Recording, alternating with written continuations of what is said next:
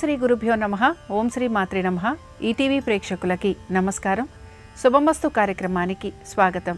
శుభమస్తు కార్యక్రమంలోని గ్రహఫలం అంశంలో ద్వాదశ రాశుల వారి శుభ అశుభ ఫలితాలు, ద్వాదశ రాశుల వారు ఎటువంటి పరిహారాలను పాటించాలి, అలాగే ఏ రోజున మహాలక్ష్మీదేవిని ఆరాధిస్తే ఎటువంటి ఫలితాలు లభిస్తాయి అనే విషయాన్ని శ్రీరస్తు అనే అంశంలో తెలుసుకుందాం.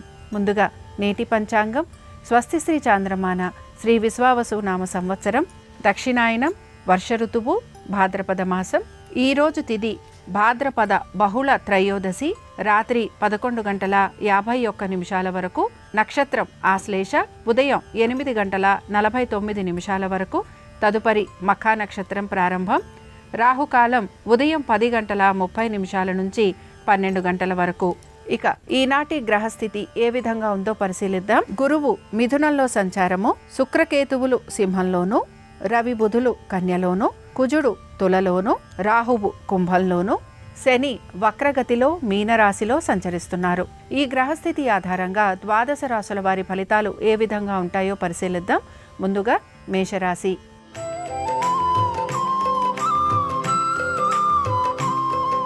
మేషరాశి వారికి ఆర్థికపరమైన విషయాలలో అనుకూలత, వృత్తి ఉద్యోగ వ్యాపారాలలో సానుకూలత, ఇతర వృత్తులలో ఉన్న వారికి కూడా ఆర్థికంగా ప్రయోజనకరంగా ఉండటం, అలాగే కోర్టు విషయాలు, లిటిగేషన్లు, వీటికి సంబంధించి పడుతున్న వాయిదాలలో కూడా సానుకూలమైన పరిస్థితులు అనేవి కనపడుతూ ఉంటాయి.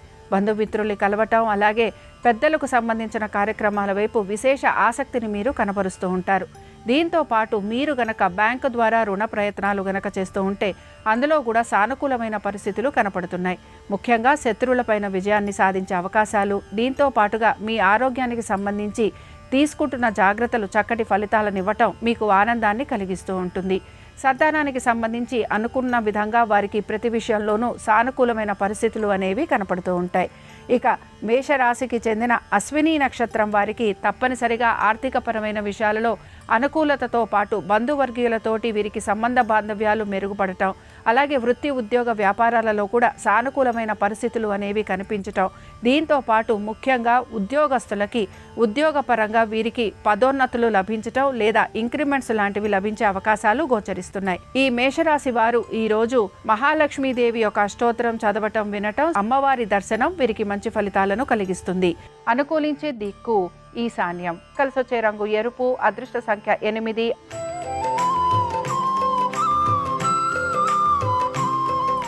వృషభ రాశి వారి ఫలితాలను గనక పరిశీలించినట్లయితే వృషభ రాశి వారికి మాత్రం ప్రతి విషయంలోనూ సానుకూలత అనేది కనపడుతోంది. అలాగే ప్రయత్నపూర్వకంగా పనులన్నీ పూర్తి చేసే అవకాశాలు కూడా గోచరిస్తున్నాయి. ఉద్యోగస్తులకి శ్రమ అధికంగా ఉన్న పట్టుదలతోటి పనులు పూర్తి చేస్తారు. అలాగే ఎప్పటి నుంచో రావాల్సిన బకాయిలు ఏవైతే ఉన్నాయో అవి వచ్చేందుకు కూడా అవకాశం అనేది కనపడుతోంది. వీటన్నిటితో పాటు మీ సంతానం గురించి, వారి యొక్క విద్య ఉద్యోగ వ్యాపారాల గురించి మీరు ఎక్కువగా ఆలోచన చేసే అవకాశాలు గోచరిస్తున్నాయి. పాత బకాయిలు తీర్చే ప్రయత్నం మీరు కొనసాగిస్తూ ఉంటారు.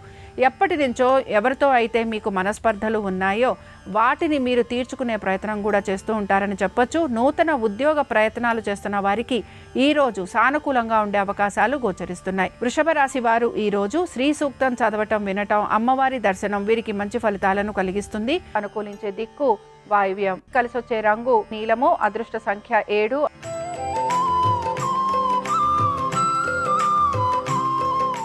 మిథున రాశి వారి ఫలితాలను గనక పరిశీలించినట్లయితే మిథున రాశి వారికి కూడా ప్రతి విషయంలోనూ సానుకూలత అనేది కనపడుతోంది. అయితే వీరు ఓర్పుతోటి, నేర్పుతోటి, అలాగే వీరి యొక్క చాకచక్యము, తెలివితేటలతోటి పనులను కూడా పూర్తి చేసుకుంటూ ఉంటారు. ఎప్పటి నుంచో ఆగిపోయిన పనుల గురించి వీరు శ్రద్ధాశక్తుల్ని కనబరుస్తారు. కుటుంబ సభ్యులతోటి ఎక్కువగా సమయం గడిపేందుకు వీరి ప్రయత్నం అనేది కొనసాగుతూ ఉంటుంది. స్థిరాస్తులకి సంబంధించి, అలాగే తల్లిదండ్రుల ఆరోగ్యం గురించి ప్రత్యేక శ్రద్ధను కనబరచాల్సిన పరిస్థితులు మీకు గోచరిస్తూ ఉంటాయి. వీటితో పాటు వస్తు వాహనాలకి సంబంధించి కూడా ఇబ్బందులు అనేవి కనపడుతున్నాయి కనుక ఈ విషయాలకు సంబంధించి జాగ్రత్త వహించాలి. స్థానచలనము, బదిలీల కోసం ప్రయత్నం చేస్తున్న వారికి సానుకూలమైన పరిస్థితులు అనేవి గోచరిస్తున్నాయి. ఉద్యోగస్తులకి, అలాగే ఇతర వృత్తులలో ఉన్న వారికి సానుకూలంగా ఉంటుంది. అయితే వ్యాపారస్తులకి మాత్రం ఆర్థికంగా చక్కటి అనుకూలత, భాగస్వామ్యంలో ఉన్న వారికి కూడా ఆర్థికంగా మెరుగుదల అనేది సూచిస్తోంది. ఇక మిథున రాశి వారు ఈ రోజు ఖడ్గమాల స్తోత్రం చదవటం, వినటం, అమ్మవారి దర్శనం వీరికి మంచి ఫలితాలను కలిగిస్తుంది. అనుకూలించే దిక్కు ఉత్తరం. కలిసొచ్చే రంగు తెలుపు. అదృష్ట సంఖ్య 7.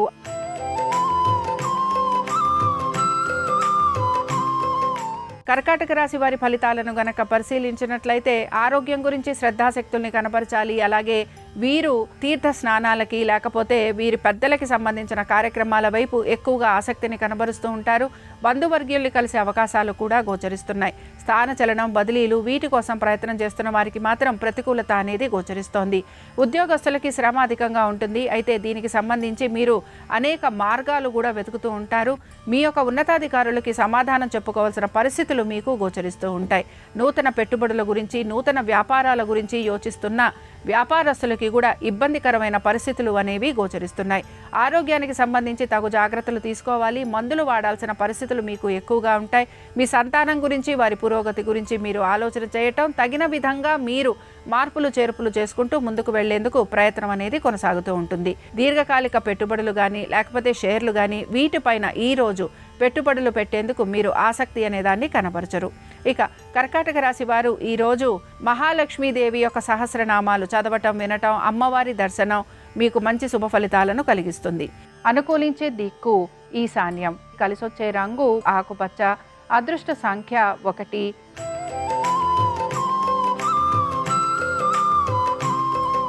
సింహరాశి వారి ఫలితాలను గనక పరిశీలించినట్లయితే సింహరాశి వారికి కూడా ప్రతి విషయంలోనూ సానుకూలత, అనుకూలత అలాగే పట్టుదలతోటి పనులన్నీ పూర్తి చేస్తారు.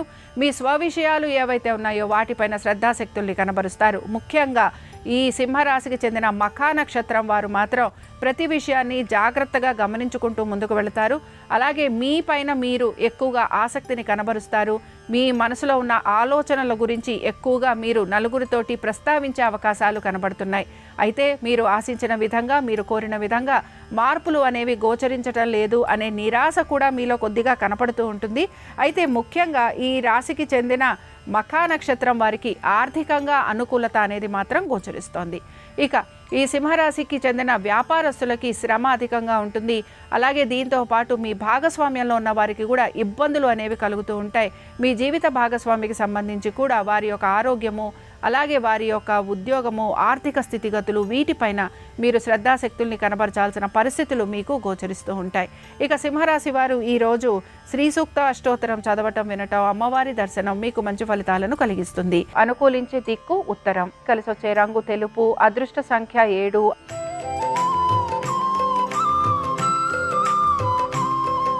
కన్యారాశి వారి ఫలితాలను గనక పరిశీలించినట్లయితే కన్యారాశి వారికి మాత్రం శ్రమ అధికంగా ఉంది. ఆర్థికపరమైన విషయాల గురించి ఒత్తిడికి మాత్రం గురవుతూ ఉంటారు. బంధుమిత్రుల్ని కలవటం, అలాగే ప్రయాణాలు లాంటివి వృత్తి, ఉద్యోగ, వ్యాపారాల రీత్యా ఉండే అవకాశాలు ఎక్కువగా ఉంటాయి. కుటుంబ సభ్యుల శ్రేయస్సు గురించి ఎక్కువగా పాటుపడుతూ ఉంటారు, కష్టపడుతూ ఉంటారు. భాగస్వామ్యంలో ఉన్న వారికి మాత్రం ఇబ్బందులు అనేవి కనపడుతున్నాయి. అలాగే మీ దీర్ఘకాలిక పెట్టుబడుల గురించి కూడా ఏదో ఒక ఆలోచన చేసే ప్రయత్నం మీరు చేస్తూ ఉంటారు.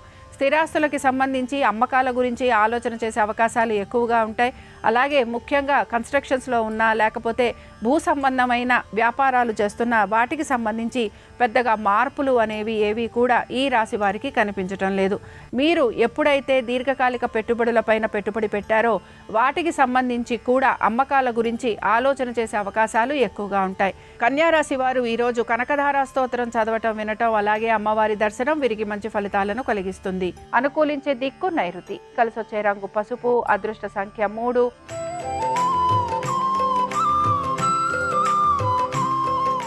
తులారాశి వారి ఫలితాలను గనక పరిశీలించినట్లయితే తులారాశి వారికి ఆర్థికంగా ప్రయోజనకరంగా ఉంది. అలాగే అనుకున్న విధంగా ప్రతి విషయంలోనూ సానుకూలత అనేది కూడా కనపడుతోంది. అలాగే నెమ్మదిగా పనులన్నీ పూర్తి చేసేందుకు కూడా మీరు ప్రయత్నం అనేది చేస్తూ ఉంటారు. ఉద్యోగస్తులకి ప్రతి విషయంలోనూ సానుకూలత, అనుకూలత. అయితే ఉద్యోగరీత్యా ప్రయాణాలు అధికంగా ఉండటం వలన శారీరకంగా శ్రమ, మానసికంగా ఎక్కువగా ఇబ్బందికి గురయ్యే అవకాశాలు కనపడుతుంటాయి.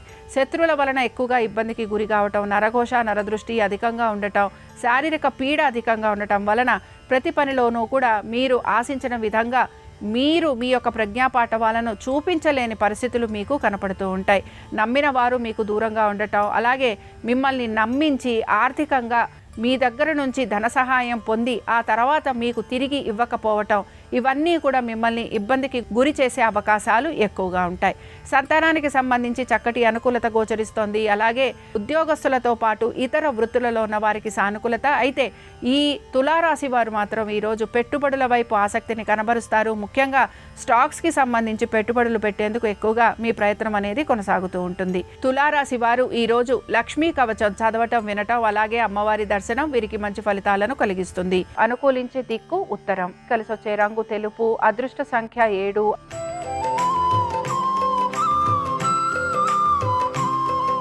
వృశ్చిక రాశి వారి ఫలితాలను గనక పరిశీలించినట్లయితే వృశ్చిక రాశి వారికి కూడా ప్రతి విషయంలోనూ అనుకూలత, అలాగే అనుకున్న ప్రతి పనిని కూడా సాధించే అవకాశాలు ఎక్కువగా గోచరిస్తున్నాయి. వృత్తి ఉద్యోగ వ్యాపారాలలో కూడా అనుకూలమైన స్థితిగతులు గోచరిస్తున్నాయి. ఎప్పటి నుంచో ఆగిపోయిన పనులు లేదా రావాల్సిన ప్రాజెక్టులు మీ చేతికి వచ్చే అవకాశాలు ఎక్కువగా ఉంటాయి.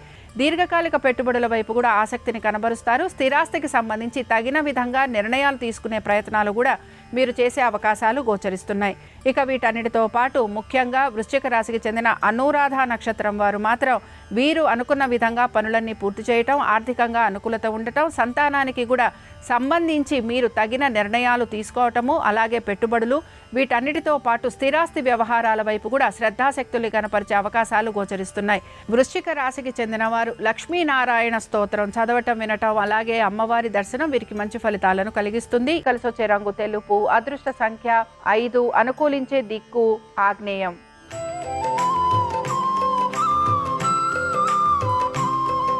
ధనురాశి వారికి ప్రతి విషయంలోనూ అనుకూలత. అయితే మనసులో ఎక్కడో అక్కడ కొంత వెలతి అనేది కూడా గోచరిస్తూ ఉంటుంది. ధనురాశికి చెందిన మూలా నక్షత్రం వారికి ఆర్థికంగా ప్రయోజనకరంగా ఉండటం, వృత్తి ఉద్యోగ వ్యాపారాలలో సానుకూలత లభించటం, ముఖ్యంగా ఉద్యోగస్తులకి నూతన ప్రాజెక్టులు లభించటం, అలాగే దీంతో పాటు వీరు చేస్తున్న పని గురించి ఉన్నతాధికారులు వీరిని ప్రశంసించటం, అలాగే వీరికి ప్రమోషన్లు, ఇంక్రిమెంట్లు ఇలాంటివి వచ్చే అవకాశాలు ఎక్కువగా ఉంటాయి. ఇక వీటన్నిటితో పాటు ఆరోగ్యం గురించి మాత్రం ఈ రాశివారు ప్రత్యేకించి జాగ్రత్తలు వహించాలి. తొందరపాటు నిర్ణయాలు తీసుకోకూడదు. అలాగే వీరికి నరఘోష, నరదృష్టి ఎక్కువగా ఉంటుంది. వీటన్నిటితో పాటు వీరు ఎంత జయాన్ని సంపాదిస్తున్నా ఎక్కడో అక్కడ వీరు ఆశించిన విధంగా వీరికి అనుకూలత లేదు అనే భ్రమ, నిరాశ వీరిలో ఎక్కువగా కనపడుతూ ఉంటాయి. స్నేహితులు, బంధువులు వీరితోటి దూరంగా ఉండటం, లేదా వీరే వారికి దగ్గరగా అవ్వాలని ప్రయత్నిస్తున్నా అది అనుకూలించకపోవటం నిరాశను కలిగిస్తుంది. ఇక ధనురాశి వారు మాత్రం ఈరోజు సిద్ధలక్ష్మి స్తోత్రం చదవటం, వినటం, అలాగే అమ్మవారి దర్శనం వీరికి మంచి ఫలితాలను కలిగిస్తుంది. అనుకూలించే దిక్కు నైరుతి. కలిసొచ్చే రంగు పసుపు. అదృష్ట సంఖ్య 4.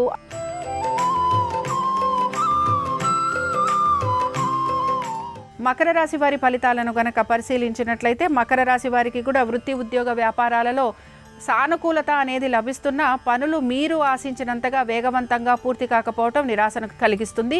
ఆర్థిక పరమైన విషయాలలో చక్కటి అనుకూలత, అలాగే స్థిరాస్తుల గురించి ఆలోచన చేసే అవకాశాలు, వీటన్నిటితో పాటు పిత్రార్జితాలు లాంటివి వచ్చే అవకాశాలు కూడా గోచరిస్తున్నాయి.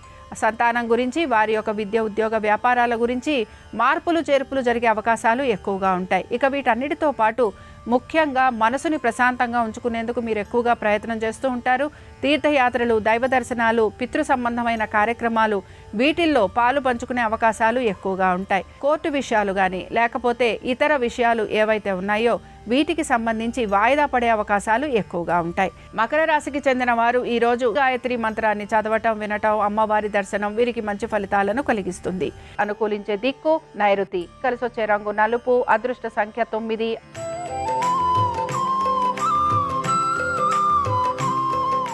కుంభరాశి వారికి మాత్రం పనులన్నీ ప్రయత్నపూర్వకంగా పూర్తవుతాయి. ప్రతి విషయంలోనూ ఇబ్బందికి గురయ్యే అవకాశాలు ఎక్కువగా ఉంటాయి. శత్రువుల వలన ఇబ్బందులకి గురవుతూ ఉంటారు.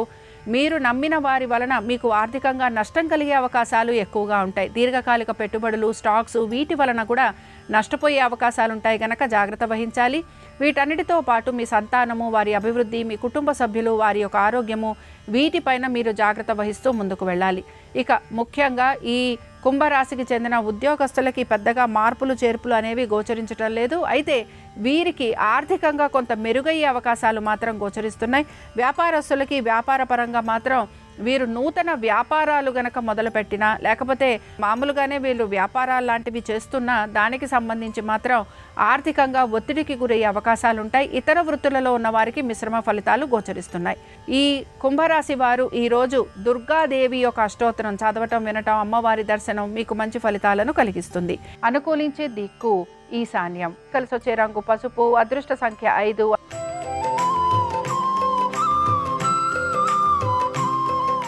మీనరాశి వారి ఫలితాలను గనక పరిశీలించినట్లయితే మీనరాశి వారికి మాత్రం ఉద్యోగపరంగా అనుకూలత, అలాగే ఉద్యోగస్తులకి స్థానచలనము, బదిలీల గురించి ప్రయత్నం చేయటం, ఉద్యోగ నిమిత్తంగా మీకు ప్రయాణాలు అధికంగా ఉండటం వలన శారీరక బడలిక అనేది గోచరిస్తోంది. ఇతర వృత్తులలో ఉన్న వారికి మిశ్రమ ఫలితాలు గోచరిస్తున్నాయి. ఐటీ రంగాలలో ఉన్న వారికి శ్రమ అధికంగా ఉంటుంది. అలాగే ప్రాజెక్టుల గురించి ఎదురు చూస్తున్న వారికి మాత్రం ఈరోజు నిరాశ ఎదురయ్యే అవకాశాలు ఎక్కువగా ఉంటాయి. వ్యాపారస్తులకి మాత్రం ఇబ్బంది అనేది గోచరిస్తోంది. ప్రతి విషయంలోనూ ఆటంకాలు అధికంగా కలిగే అవకాశాలు గోచరిస్తున్నాయి. వ్యాపారస్తులు ముఖ్యంగా కన్స్ట్రక్షన్స్లో ఉన్నా లేకపోతే రియల్ ఎస్టేట్లో భూ సంబంధమైన వ్యవహారాలు, అలాగే కోర్టుకి సంబంధించిన విషయాలలో గనక మీరు ఉంటే తప్పనిసరిగా వీటికి సంబంధించి మీరు ఆలోచన చేసే అవకాశాలు ఎక్కువగా ఉంటాయని గ్రహించాలి. మీ పాత బకాయిలు తీర్చడం కోసం మీరు కొత్తగా రుణాలు తీసుకునే అవకాశాలు గోచరిస్తున్నాయి. ఇక వీటన్నిటితో పాటు ముఖ్యంగా ఈ మీనరాశికి చెందిన ఉత్తరాభాద్ర నక్షత్రం వారికి మాత్రం వీరు ఆశించిన విధంగా పనులు పూర్తి చేసుకుంటారు. ఆర్థికంగా అనుకూలత ఉంటుంది. దీంతో పాటు సంతానంతో ఎక్కువగా సమయం గడిపే అవకాశాలు కనపడుతున్నాయి. ఆరోగ్య నిమిత్తంగా మీరు తీసుకుంటున్న జాగ్రత్తలు కూడా మీకు చక్కటి ఫలితాలను ఇస్తూ ఉంటాయి. మీనరాశి వారు ఈరోజు కాళీదేవి యొక్క అష్టోత్తరం చదవటం, వినటం, అమ్మవారి దర్శనం మీకు మంచి ఫలితాలను కలిగిస్తుంది. కలిసొచ్చే రంగు తెలుపు. అదృష్ట సంఖ్య 2. అనుకూలించే దిక్కు ఆగ్నేయం. ఇవి ద్వాదశ రాశుల వారి ఫలితాలు. శుక్రవారం సందర్భంగా మహాలక్ష్మీదేవి యొక్క అనుగ్రహం ద్వాదశ రాశుల వారి మీద ఉండాలని ఆశిస్తూ స్వస్తి. శ్రీరస్తు శుభమస్తు. పాడ్యమి రోజు లక్ష్మీదేవి విగ్రహానికి ఆవు నెయ్యితో అభిషేకం చేస్తే అన్ని వ్యాధులు తొలగింపజేసుకోవచ్చు. విదియ తిథి రోజు చక్కెర కలిపిన జలాలతో లక్ష్మీదేవి విగ్రహానికి అభిషేకం చేస్తే దీర్ఘాయుర్దాయం కలుగుతుంది. తదియ తిథి రోజు లక్ష్మీదేవి విగ్రహానికి ఆవు పాలతో అభిషేకిస్తే అపమృత్యు దోషాలు తొలగిపోతాయి. చవితి తిథి రోజు లక్ష్మీదేవికి పిండి వంటలు నివేదిస్తే సకల విద్యలు సంప్రాప్తిస్తాయి. పంచమి తిథి రోజు లక్ష్మీదేవికి అరటి పండ్లు నివేదిస్తే మేధస్సు పెరుగుతుంది. షష్ఠి తిథి రోజు లక్ష్మీదేవి విగ్రహానికి తేనెతో అభిషేకం చేసి ఎవరికైనా ఏదైనా ద్రవ్యం దానమిస్తే కీర్తి ప్రతిష్టలు కలుగుతాయి. సప్తమి తిథి రోజు ఎరుపు రంగు పుష్పాలతో లక్ష్మీదేవికి పూజ చేసి తీపి పదార్థాలు నైవేద్యంగా సమర్పిస్తే కుటుంబ కలహాలు తొలగిపోతాయి. అష్టమి రోజు బెల్లం కలిపిన నీటితో లక్ష్మీదేవి విగ్రహానికి అభిషేకం చేసి బెల్లం ఎవరికైనా దానమిస్తే అష్ట కష్టాలు తొలగిపోతాయి. నవమి తిథి రోజు లక్ష్మీదేవికి పేలాలు నైవేద్యంగా సమర్పిస్తే సకల సౌభాగ్యాలు కలుగుతాయి. దశమి తిథి రోజు నల్ల నువ్వులతో చేసిన పదార్థాలు నివేదిస్తే అనారోగ్యాలన్నీ తొలగిపోతాయి. ఏకాదశి నుంచి పౌర్ణమి వరకు లేదా అమావాస్య వరకు ప్రతిరోజు కూడా లక్ష్మీదేవికి బెల్లం ముక్క నైవేద్యంగా సమర్పించి ఆ తర్వాత రావి చెట్టు దగ్గర దీపాన్ని వెలిగించినట్లయితే లక్ష్మీదేవి సంపూర్ణమైన అనుగ్రహం వల్ల అష్టైశ్వర్యాలు భోగభాగ్యాలను సిద్ధింపజేసుకోవచ్చు.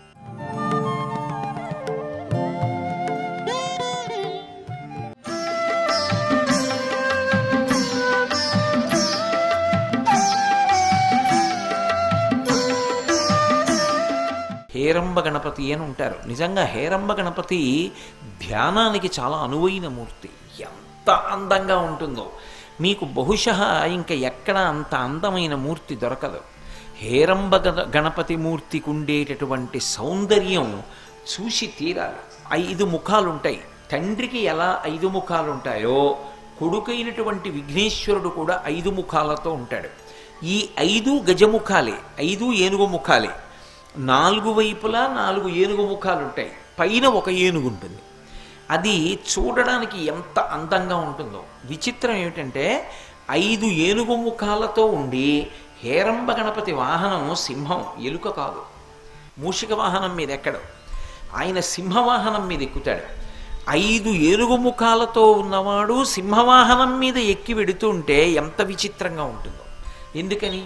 అసలు సింహం ఏనుగు మీదకి ఎక్కుతుంది, కానీ ఒక ఏనుగు కాదు, 5 ఏనుగు ముఖాలు ఉన్నవాడు సింహం మీదకి ఎక్కి వెడుతుంటాడు. ఎంత విచిత్రం! ఆ సింహం పెద్ద జూలుతోటి పైన కూర్చున్నటువంటి 5 ముఖాలున్న హేరంబ గణపతి ఎలా చెప్తాడో అలా వెడుతూ ఉంటుంది. అంటే హింసని అదుపు చెయ్యగలిగినటువంటి శక్తితో ఉంటాడు. అందుకే ఆయన మహాదంతి వక్త్రాపి పంచాస్య మాన్య, ఏనుగు ముఖంతో ఉన్నప్పటికీ కూడా సింహము చేత పూజింపబడినవాడు, సింహము వాహనముగా కలిగినటువంటి వాడు. తల్లి పార్వతీదేవికి సింహము ఎలా వాహనంగా ఉంటుందో కొడుకైనటువంటి విఘ్నేశ్వరుడు కూడా హేరంబ గణపతిగా ఉంటే సింహాన్ని వాహనంగా చేసుకుని ఉంటాడు. ఇంకా విశేషం ఏమిటి అంటే శంకరాచార్యుల వారు మహాదంతి అని పిలిచారు. ఏనుగు అని పిలవాలంటే అబ్బో బోల్డ్ అన్ని పేర్లు ఉన్నాయి. గజము అనొచ్చు, కుంజరము అనొచ్చు, ఎన్నో పేర్లు ఉన్నాయి. కానీ శంకర భగవత్పాదులు ఆ పేర్లు వాడలేదు, మహాదంతి అన్నారు. దంతము అంటే పన్ను, దంతి అంటే దంతములు కలిగినది. ఏనుగుల్లో ఒక లక్షణం ఉంటుంది, దంతములు ఉన్నాయనుకోండి అది పురుష ఏనుగు, అది మగ ఏనుగు. దంతాలు లేవనుకోండి అది ఆడ ఏనుగు. విఘ్నేశ్వరుడు దంతాలతో ఉంటాడా, దంతాలు లేకుండా ఉంటాడా? ఏకదంతంతో ఉంటాడు, ఒక దంతంతో ఉంటాడు. మరి రెండు దంతాలేవి? ఇంకొక దంతం ఏమైంది అంటే ఏనుగుకి చాలా చాలా సౌందర్యవంతమైనది ఏది అంటే దాని దంతమే. అందుకే ఏనుగుని పట్టుకుంటారు ఆ దంతాల కోసం. మరి ఒక దంతం ఏమైంది? ఎవరైనా విరగ్గొట్టారా? అంతటి మహాబలవంతుడు పరబ్రహ్మస్వరూపము, ఆయన దంతాన్ని విరగ్గొట్టగలిగిన వాడెవరు? ఎవరూ విరగ్గొట్టలేదు. వ్యాసుల వారు మహాభారత రచన చేస్తానన్నాడు. అది పంచమ వేదం. 4 వేదములు ఎలాంటివో అలా 4 వేదముల సారాన్ని పిండి 5వ వేదమైనటువంటి మహాభారతాన్ని తయారు చేస్తాను. ఇది ధర్మార్థ కామమోక్షములనేటటువంటి చతుర్విధ పురుషార్థముల యొక్క సమన్వయంగా రచన చేస్తున్నాను. ఇది చదివితే ఇక చదవవలసినది ఉండదు. ఇందులో చెప్పనిది చెప్పినది ఉండదు, ఇందులో చెప్పనిది చెప్తానన్నవాడు ఉండడు. అలా రాస్తున్నానన్నాడు. మహాభారత ప్రారంభంలో వ్యాసుడు చెప్పుకున్నాడు ఈ మాట. ఇందులో చెప్పనిది ఇంకొక చోట చెప్పినది లోకమునందు ఉండదు, ఇంకొక చోట చెప్పినది ఇందులో చెప్పినదే ఉంటుంది. అంత గొప్పగా పంచమవేద రూపంగా నేను మహాభారతాన్ని లోకానికి అందిస్తున్నానన్నాడు. ఎందుకని? వ్యాసుడు సాక్షాత్తు నారాయణ స్వరూపుడు, వ్యాసో నారాయణ స్వయం. కాబట్టి అంత పెద్ద మహాభారత రచనకి పూనుకున్నాడు. మా భారతము అంటేనే పెద్దది అని గుర్తు.